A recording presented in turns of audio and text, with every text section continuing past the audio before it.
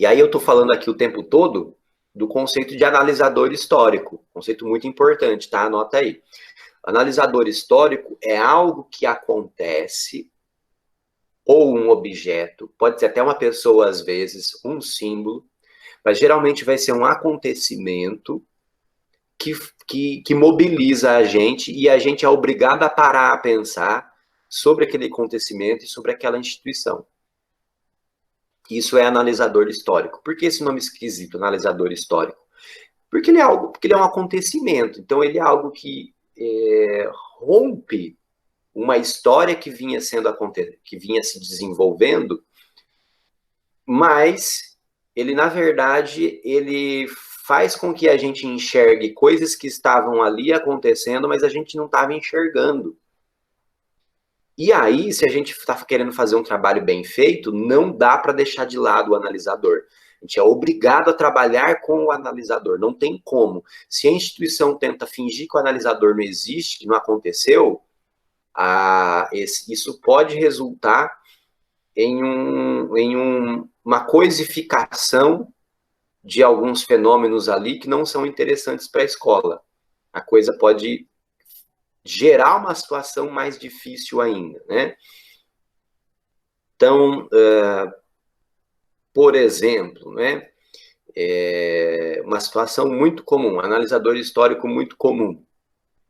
Você está lá na escola, você chegou lá para fazer o teu trabalho na escola, chegou lá, sei lá, 8 da manhã. Então a escola está aberta desde as 7, mas o seu horário é às 8. E você chega lá para aquele rebuliço, porque teve um aluno que teve um comportamento muito agressivo, quebrou cadeira, xingou o professor, ameaçou de bater em não sei quem, e aí ele está lá na direção, né, a direção vendo o que vai fazer, e aí virou a escola tá aquele burburinho, a escola tá toda inquieta. Tá, isso pode ser um analisador histórico. A gente vai precisar parar e entender o que aconteceu ali. O que aconteceu ali? Por que aquele aluno? O que aquele aluno fez mesmo? Por que a escola age dessa forma nessas situações? Por que aquele aluno agiu daquela forma? O que isso tem a ver com o nosso trabalho? Esse é o trabalho do analisador histórico. Então, a gente tem que parar e pensar o analisador histórico. Eles são indispensáveis, tá? Eles são indispensáveis. Inclusive, quando a gente relata as coisas que acontecem na escola, via de regra, a gente tem que falar desses analisadores. Alguns são pequenos, eles surgem no dia a dia e fazem a gente pensar em situações menores, de menor alcance, e às vezes eles são bem grandes, bem importantes mesmo, né? Coisas assim que vão mudar a escola de todo jeito, né? Então a gente tem que pensar e tem que trabalhar com eles. Tem analisadores históricos de todos os formatos, de todas as espécies, vamos dizer assim.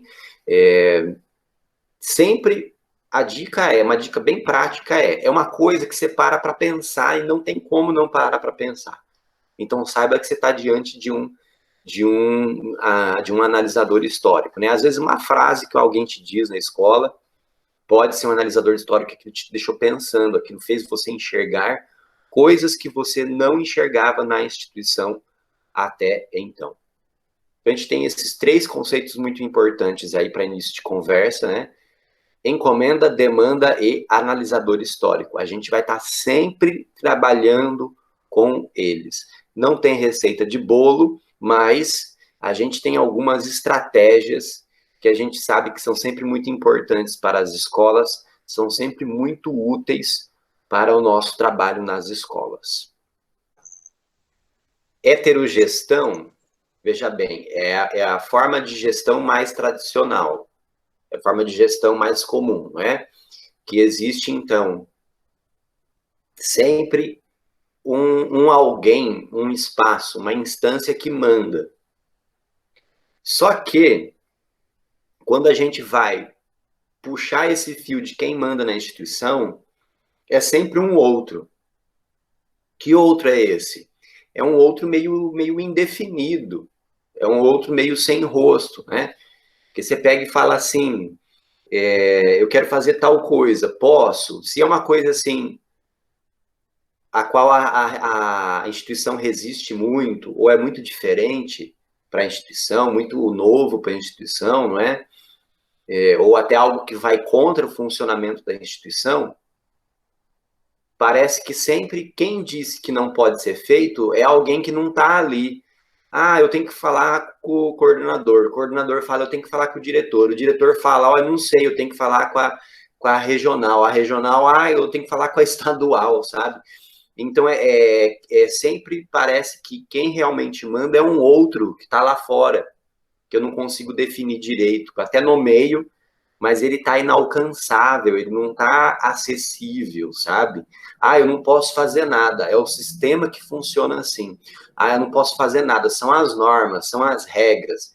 Essa é uma característica importante da heterogestão.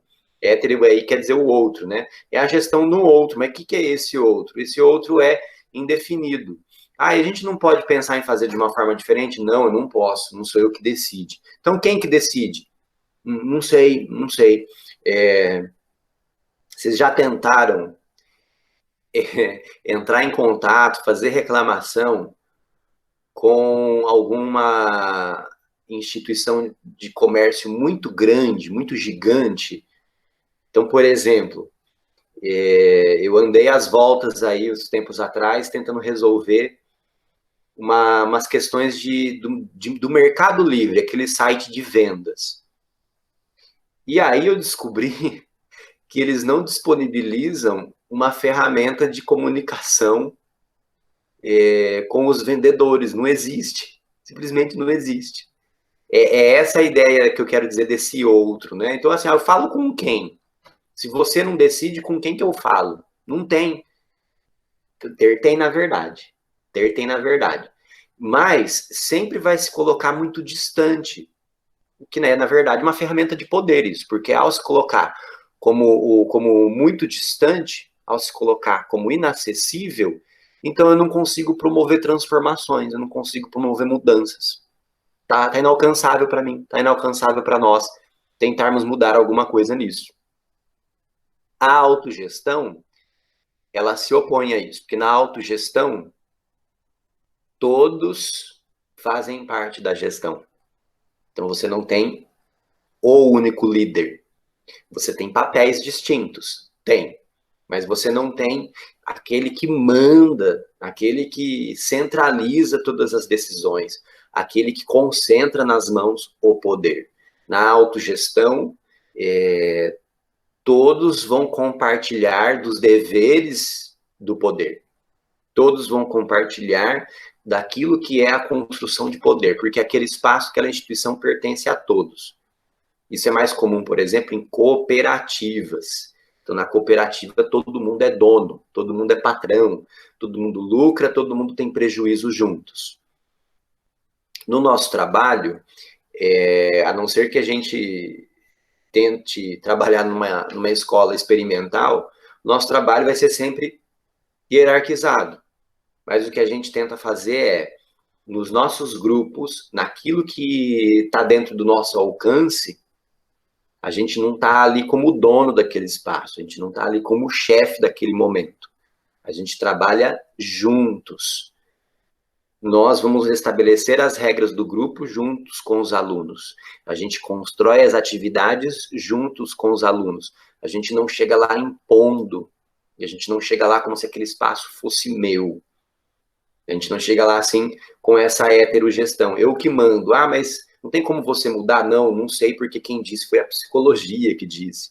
Então fica esse outro sem nome, esse outro sem forma, esse outro aparentemente inalcançável. É claro que isso é um processo, que não é simples, que não é rápido. A gente não vai chegar lá no grupo e falar assim, gente, o grupo é de vocês, a gente tem que trabalhar juntos com a autogestão. E as pessoas não entendem, as pessoas não estão acostumadas com essa autonomia. Isso vai precisar ser construído. O que eu, enquanto facilitador desse processo, facilitador desse grupo, eu tenho que ter essa consciência e ativamente trabalhar para que se construa esse espaço de autogestão.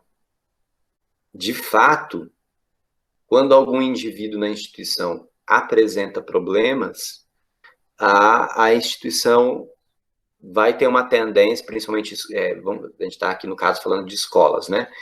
a instituição, ela não quer assumir a bronca no sentido de tentar enxergar qual o seu papel naquela situação, qual a sua responsabilidade naquela situação. Então, o aluno apresenta problema, geralmente a escola coloca como sendo de origem externa esse problema. Ah, é porque há família, né? É porque há droga, é porque há isso, aquilo, outro. E aí, então, aí eu entendo que você disse de lavo as mãos. Ah, então, como o problema é desse indivíduo aí, e como isso vem de fora, então não é da minha responsabilidade. O que eu posso fazer? Não posso fazer nada. Inclusive, muitas vezes, uma certa pressão para a gente identificar uma patologia é para reforçar esse lavar as mãos. Ah, ele tem TDAH, então não posso fazer nada. Ah, então o professor não pode fazer nada, a escola não pode fazer nada.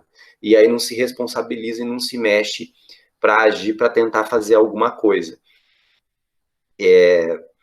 Coloca a culpa na família, que a culpa é da família, não é? E assim por diante.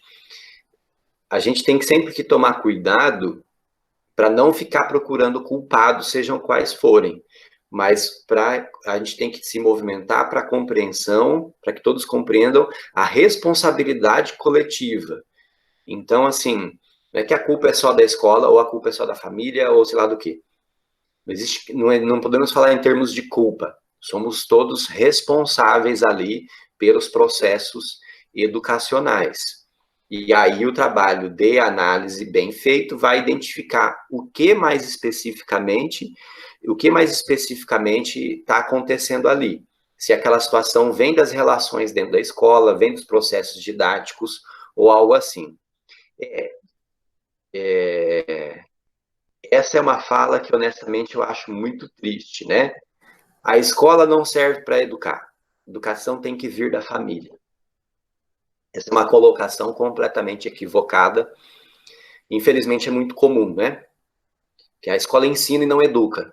Honestamente, eu não sei a diferença de uma coisa para outra. Eu entendo que quando falam isso, estão querendo dizer o seguinte: a escola só vai passar conteúdo, só vai passar aquela formação técnica, e a formação humana, a formação mais ampla, de desenvolvimento do ser humano, não é nossa responsabilidade, não é responsabilidade da escola. Está equivocada essa visão. Educação é dever de todos. Isso está até no Estatuto da Criança e do Adolescente. Educação é dever da família? Sim. É dever da escola? Sim. É dever da comunidade? Sim. É dever da religião? Sim. É dever de todos. Dever da sociedade como um todo. Tá? Então, assim, é na escola que a criança vai aprender regras de convivência diferentes daquelas que aprendeu em casa. Não tem jeito. Vai aprender uma forma de se relacionar diferente daquela que aprendeu em casa. Vai aprender que outras pessoas têm outros valores, têm outras ideias, têm outras visões de mundo, têm outras ideologias e outras crenças. É na escola que vai aprender isso, e isso é educar. Então, muitas vezes a escola quer lavar as mãos de sua responsabilidade dizendo isso, que a educação tem que vir de casa. Sim, a família tem que educar, sim, mas a escola tem que educar também. É um conjunto, como você disse, não é só A ou B que tem que educar, é todo mundo que faz parte disso. É que aí, muitas vezes, por um certo cansaço, o educador pode dizer isso. Às vezes, na verdade, essa fala é muito mais uma tentativa de expressar a falta de estrutura da escola, estrutura física até, ou um desgaste desse educador, que ele não está mais com paciência para lidar com as vicissitudes da escola. Mas aí, então, mais uma vez, a gente tem que pegar e analisar o que esse cara está querendo dizer ao falar isso. De maneira geral, sem pegar situações particulares, esse discurso quer dizer assim que a escola já não consegue mais lidar com as situações concretas que os alunos apresentam ali. E aí, então, assim, já que estão indisciplinados, bom, a responsabilidade não é minha, a responsabilidade não é da escola. Assim, continua sendo sim.